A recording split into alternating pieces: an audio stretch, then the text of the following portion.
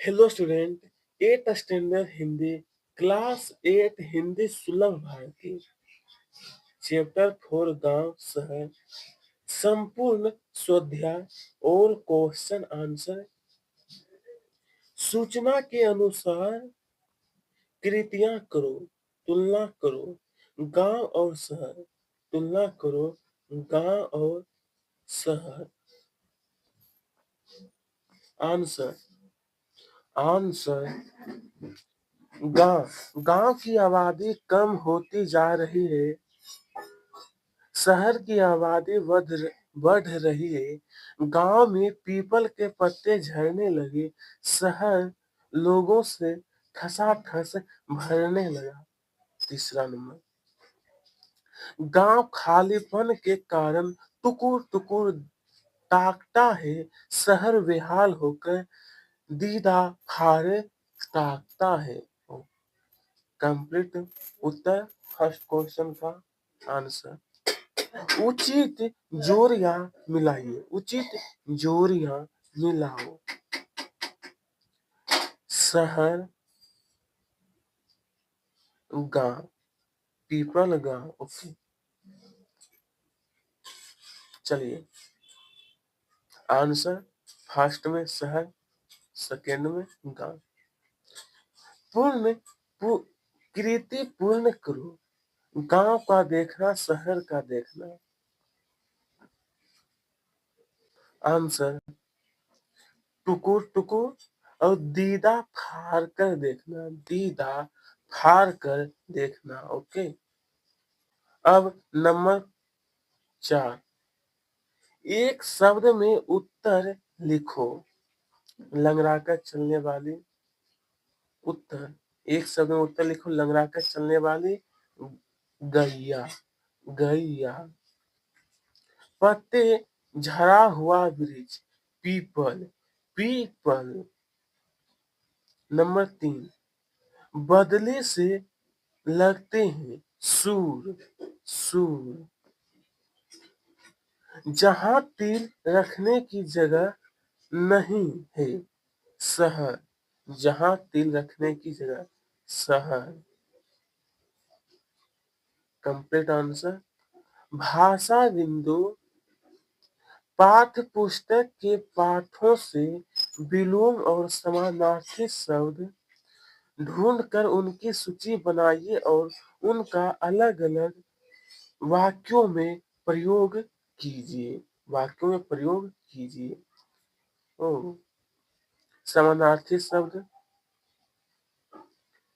समानार्थी शब्द। पशुता, पशुत्व। वाक्य प्रयोग, अच्छे ज्ञान से मनुष्य की पशुता कम हो जाती है। नंबर 2, वाक्य प्रयोग, नाखून बढ़ना पशुत्व की निशानी है। दूसरा, विवर्स यानी बेबस, विवश यानी बेबस।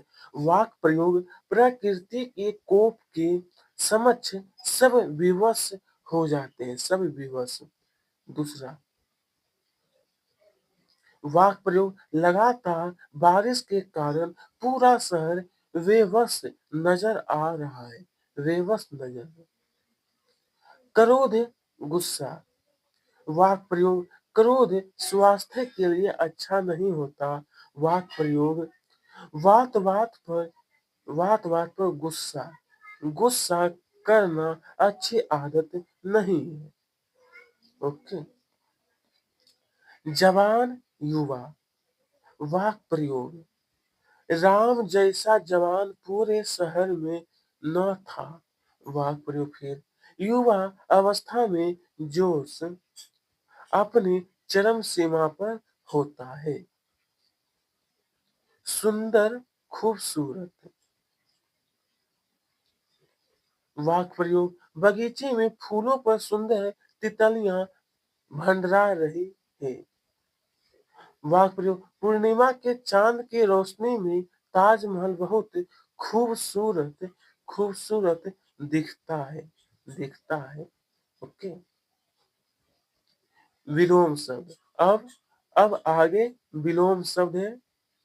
फर्स्ट, गांव शहर, नंबर 1 गांव शहर वाक् प्रयोग। गांव से लोग पलायन कर रहे हैं। वाक् प्रयोग है। शहर की जनसंख्या तेजी से बढ़ रही है। तेजी से। दूसरा प्रश्न उत्तर वाक् प्रयोग। शिक्षक ने विद्यार्थियों से प्रश्न पूछा। युधिष्ठिर ने के उत्तर से यक्ष संतुष्ट हो गया। संतुष्ट हो गया। छोटी बड़ी वाक् प्रयोग। यश की छोटी लड़की बहुत समझदार है। वाक् प्रयोग। बड़ी इमारत देखकर मनोहर स्तंभ अस्तबद्ध अस्तबद्ध रह गया। अस्तबद्ध रह गया। ओके। सुख दुख। सुख दुख वाक् प्रयोग। सुख बांटने से बढ़ता है। वाक् प्रयोग। दुख बांटने से घटता है। पहले बाद। पहले बाद। आंसर वाक् प्रयोग। स्वतंत्रता के पहले हिंदुस्तानी नागरिकों पर ब्रिटिश सरकार बहुत जुल्म करती थी। बहुत जुल्म। दूसरा सत्ता मिलने के बाद राजनीतिक पार्टियों का असली चेहरा सामने आ जाता है। सामने आ जाता है। अब उपयोगिता लेखन। वृक्ष और पक्षी के बीच का संवाद लिखो। वृक्ष और पक्षी के बीच। पंछी। बरगद दादा आज ऐसे उदास क्यों दिख रहे हो? बरगद नहीं बस ऐसे ही। पक्षी दादा मैं वर्षों से आपकी डालियों में ही घर बनाकर रहता हूँ। मैंने कभी आपको इतना चुप ऐसा उदास नहीं देखा। कोई कोई तो बात है जो आपको परेशान कर रही है। जो आपको परेशान कर रही है। आगे। अब बरगद हाँ बेटा बात तो है। मैं यह सोचकर हैरान परेशान हूँ कि हम हमारे जंगल कैसे थे अब कैसे हो गए हैं। पक्षी क्यों जंगलों को क्या हो गया? जंगलों को क्या हो गया?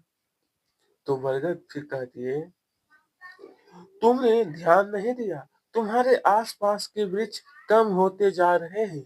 आए दिन लोग आते हैं और हरे भरे वृक्षों को काट डालते हैं। पक्षी हाँ देखा तो है। बरगद अब बरगद कह रहा है यह लोग इस बात को नहीं समझ रहे हैं कि वृक्ष सभी प्राणियों के लिए कितने उपयोगी है।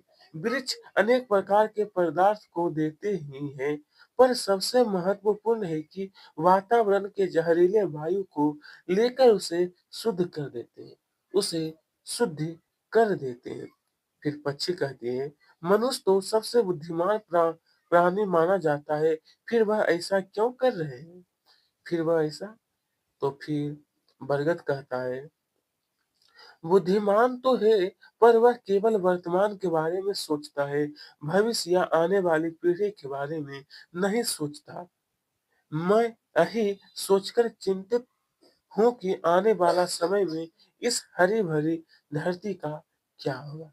इस प्रकार से मैंने पंछी और बरगद के पेड़ पर संवाद लिख दिया हूँ और इस तरीके से आप ध्यान से देख करके नोट कर सकते हैं। मैंने समझा इस अध्याय से आप क्या समझे? आंसर